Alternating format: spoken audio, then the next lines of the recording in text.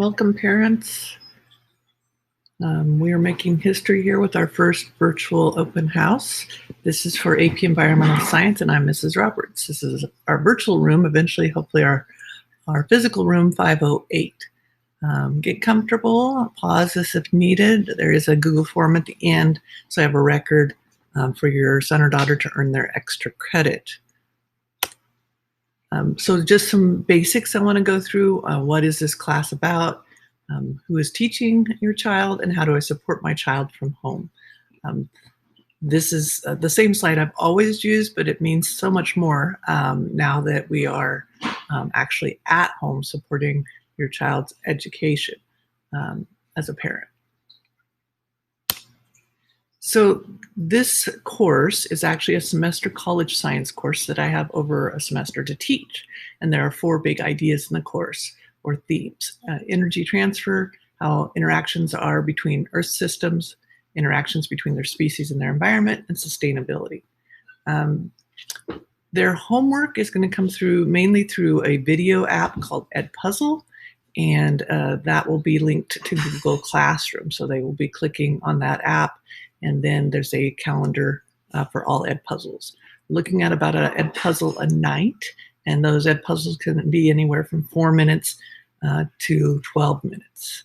Occasionally, depending upon the workshop or something I'm trying to share with them, they can go up to 15 minutes. Classroom webpage is a Google site that will take you to all the different resources for the class. This is where we're going to go at the end to access the Google form for a record of tonight's event. And then your Google Classroom codes for each class period are right here that your kids are already enrolled in. All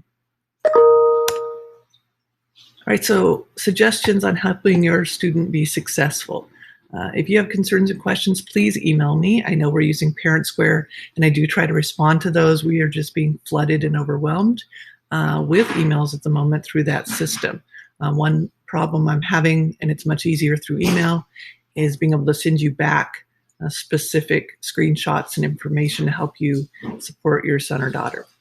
And Parent Square lets me respond, but not directly like an email would. So please keep that in mind. If I can get messages to my email and back to you, I will as soon as possible. Cell phones, turn them off. This is what I say during class time, but I say it at home as well. I have 2 high school age children, and I know that the cell phones, and for one of them, her virtual reality world, all are distracting. So during those live sessions especially, I kind of consider that my precious 50 minutes of time. If they could have those not accessible to them unless they need them for the actual class, that have them out of their reach. That is one suggestion. Another suggestion is 20 minutes before sleeping for them to revisit the main topics, whether they're using their electronic textbook or they're using notes, but to revisit the learning targets for that day, to refresh it right before they sleep. And then use conference times. So conference times are before school. They're usually at lunches and after school. That is all still true, although it's through a virtual live Zoom link. I'm also available during all the times that are on-demand times. So if they are not able to make it to a before school or lunchtime or after school time, then they can come in during those on-demand times on their schedule. So the second thing was I was going to discuss was who is Mrs. Roberts. So these are just kind of a list of my credentials. My bachelor's is in microbiology. I was interested in the little things, bacteria and viruses that make us sick. So yes, I've been doing a lot of reading and researching about COVID-19 to try to understand the fact and fiction out there that I'm going to be sharing with your students. That skill of figuring out the claims, evidence, and reasoning, and using more of a scientific method to assess those claims that we're hearing. My master's is in the art of teaching. I have a national board certification, and I love to learn. So summers off is just not a thing that I do. So those are all different research things that I've participated in. I am part of the AP Reader Group, which means I normally fly to Cincinnati to grade their AP tests that come in from across the nation. We did it virtually this last June. So AP Institutes, I take college classes when necessary for a new skill. We've been learning lots of those new skills lately with technology. And then I did 4 years in a program called GK12, which was working with a scientist in the classroom for 10 hours per week. I did that with 3 different scientists. One of the scientists I worked with for 2 years to develop this course. I've been part of what's called Murdoch Partners in Science, where I did research on aquatic ecology and algal blooms. And then I also went to Texas for 3 weeks in one summer and did molecular design research, modern research, looking at toxicology. And my most latest adventure was NOAA Teacher at Sea, where I spent 3 weeks on a ship looking at deep sea coral ecosystems. I am Google One certified because I did that as well over a summer. But this is my first year actually using Google Classroom. I have preferred in the past to use a Google site or web page. So this has been a transition. I'm sure students have seen that transition happen as I change things and fix things, so it's a little easier for them to find all their assignments. And this is my 24th year at Camas. It's easy to keep track of because my first child of 5 was 9 months old when I came to Camas. And I haven't left because I love this community and the opportunities it's provided for my own children as well as myself. Speaking of which, my perspective and my credentials, I come at teaching from this perspective, kind of as a mother, and asking my students and my children to give their very best. I'm much of an advocate for growth mindsets. I've seen all of these children have very different learning styles and different approaches and different struggles. And I chose these kind of goofy pictures because we always present one thing to the public, and then there might be another thing going on at home. So even though in this picture of my 4 of my 5 children here to the right, they did take several nice pictures that I used for holidays, but most of the pictures were like this.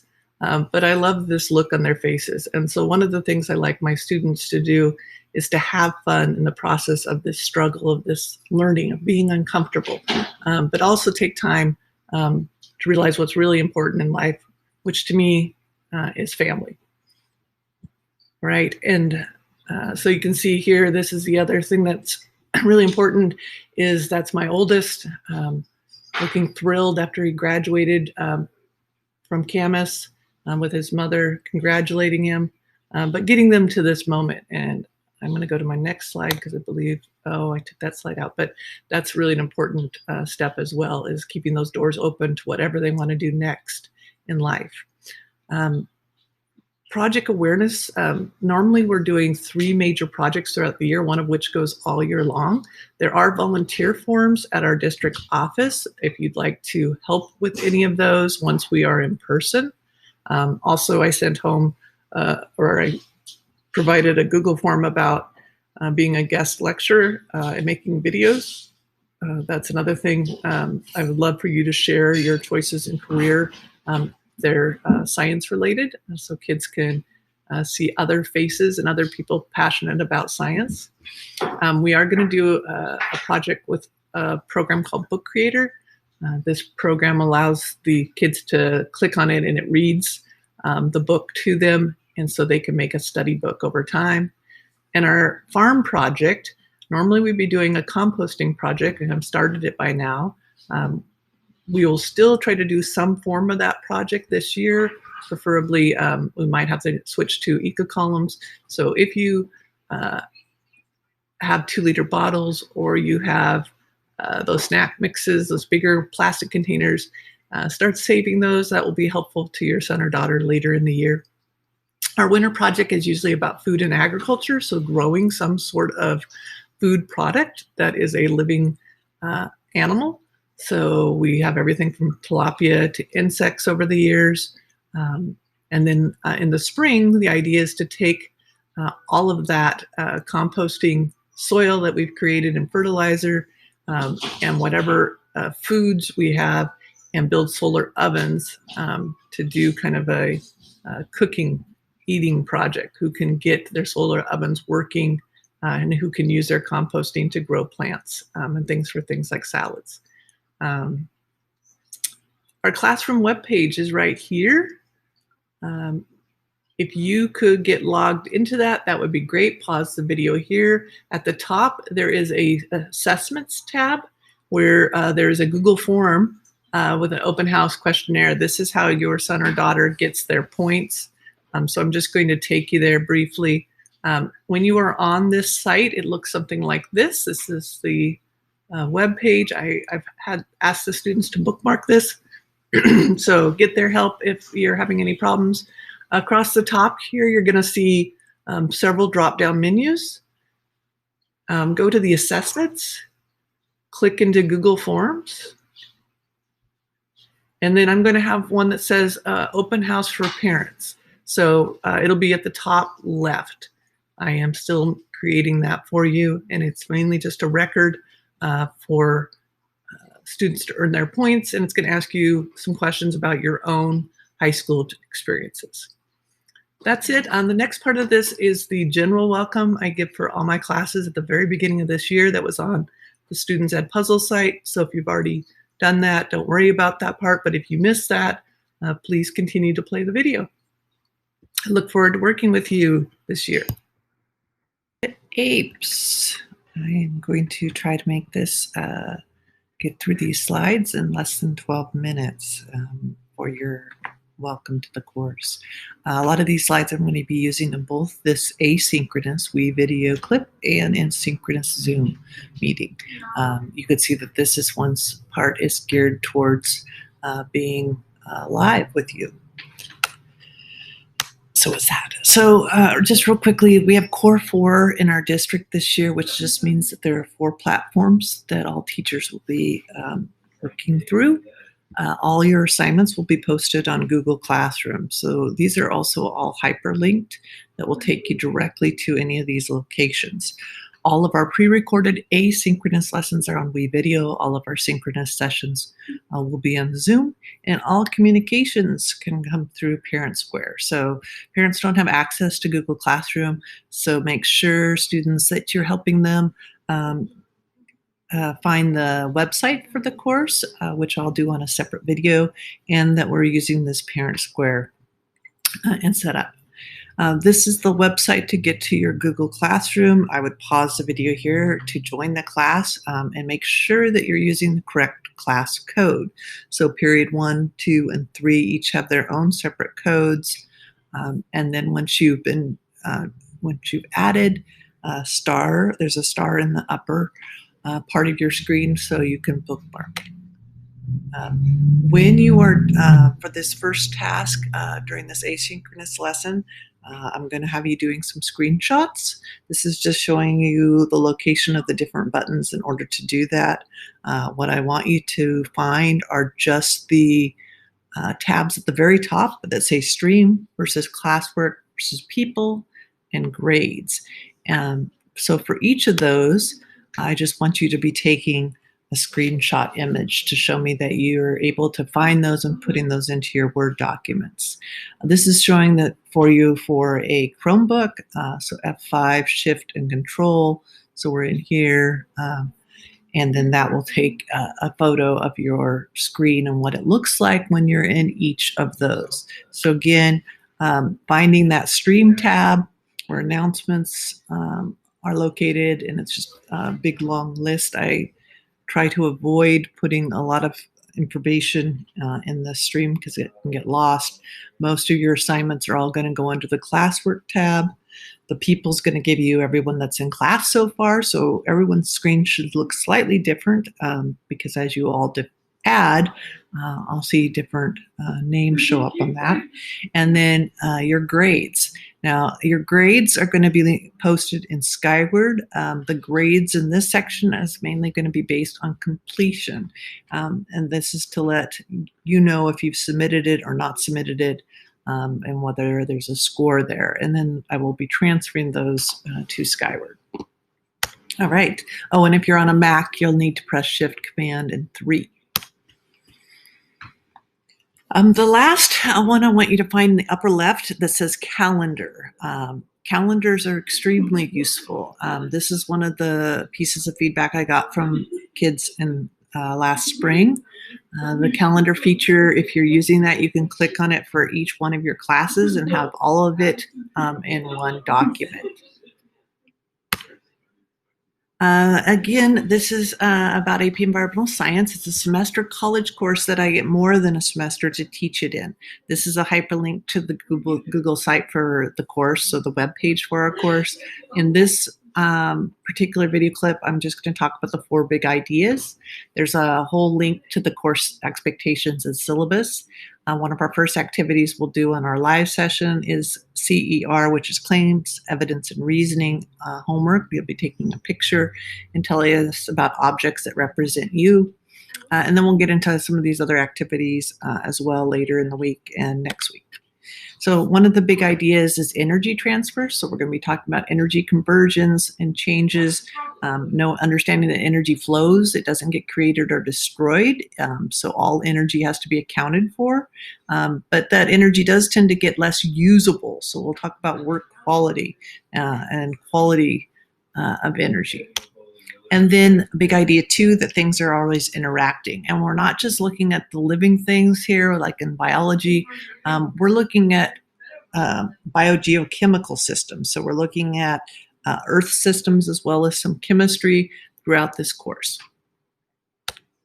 And then big idea 3 should be another familiar one. We're looking at how species interact. And a huge part of this course is talking about how humans impact these natural systems, that are both of our population explosion over time and our technology has led to consequences and impacts for our environment. This is showing you a picture of an open pit mine. And then there's a picture above it with an alligator and birds modeling an animated version of symbiosis. Right. And then our last one, sustainability. Sustainability is something, is one of those ideas and concepts and themes that we're going to see throughout the entire course. The first way we'll approach this is each of you will be finding out your own ecological footprint and comparing it with your peers, and then comparing it with people in other parts of the world. Last but not least, what is this class really about? Ultimately, when you're done, is I want you to understand that the actions and choices that you're making individually affect global processes. That when we take all those little individual choices that we're making, we're having a big impact on these things that keep our environment stable. I want you to be able to participate in scientific dialogue. And part of that is I want you to be able to have authentic research skills. So the doing of science has always been the most important to me, that kind of hands-on component, the messy part, but also the most exciting part of discovery and curiosity and answering questions in a kind of systematic way, a reliable, valid way. So understanding that nature of that method and being what we consider scientifically literate citizens is really going to be one of our focuses for the first couple of weeks. What does that mean to be scientifically literate? And then I said that the last part of this video clip is just going to be a quick introduction of myself. And then we're going to talk a lot more about you and having you share in the same way that I am in this video about yourself to me on our next Zoom session. So my credentials, I have a bachelor's in microbiology. I was interested in the things that make us sick, so those microorganisms. Specifically, I was interested in cancer for quite a while. I spent a couple of years in a graduate level training in molecular and cellular biology. And then I transferred after doing all that coursework and had started my research and transferred into a master's in the art of teaching. Got into teaching and never looked back. I loved it. One of the things I did miss, though, was the doing of science. So I've always loved to learn new things. And what's great about this profession is getting to do science with kids. This fourth bullet is just about all the doing that I have been involved in over the years. I don't tend to take summers off, as we often hear the misconception is about teachers.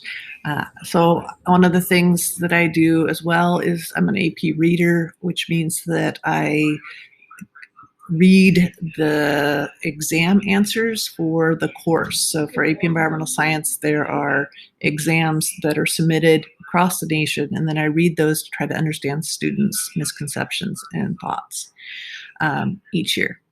But there's also a whole lot. These are all linked to these different programs and different things that I've been involved in.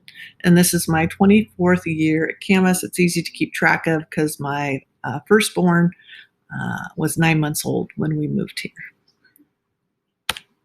All right. And yeah, I'm a mother of 4+. I consider myself a mother of 5. My stepson does not like photos, so he is not in here. I'm going to get this right because I've had to do this multiple times. I accidentally said my daughter was the wrong age, which cannot happen, right? If any of you have teenage girls at home, you will hopefully understand that. This one's my sophomore now. These are all pictures of when they were younger.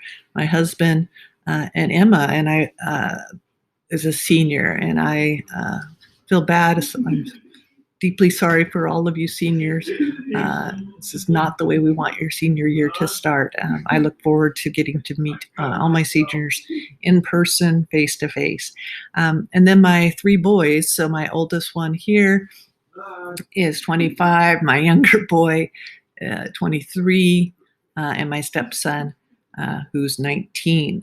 So they're all about a couple years apart, from 15 to 24. Nick's turning 25 in September. And Gabe, this is just a picture of him coming out when he was playing for Simon Fraser University. And he also played at Camas football as well. Let's see. And so my perspective comes out of my children, right? I've seen all of them approach learning in such different ways and have such different personalities and different struggles. And I've kind of let that guide my teaching and my approach. I think it's okay for kids to struggle. I think this concept of a growth mindset and not yet is really important. And also not having a rigid viewpoint of when you should be getting this and your brain should be clicking on this concept compared to someone else next to you. So we all learn in different ways at different rates. And that is kind of how I approach teaching as well, asking kids to give their very best effort, but also trying to have fun at the same time. And these are all kind of goofy pictures in some way or another that I really like, because in this top right one, there's a series of 10 of these, most of which they were really behaving like this, right? But I got that 1 or 2, like what we post on Facebook or different Snapchats, right? You post those perfect pictures, but you don't see the 9 like this. So there's a lot going behind the scenes, and it reminds me to talk about. I know the struggle. I know this is all new for all of us. And I know that in these teenage years, there's a whole lot going on, and it can be a big struggle. So you can see my son graduating here from Camas High School, very thrilled that his mother's giving him a kiss of congratulations. We have a lot to work on and a lot to learn. And I think we can do this together, though, and be successful.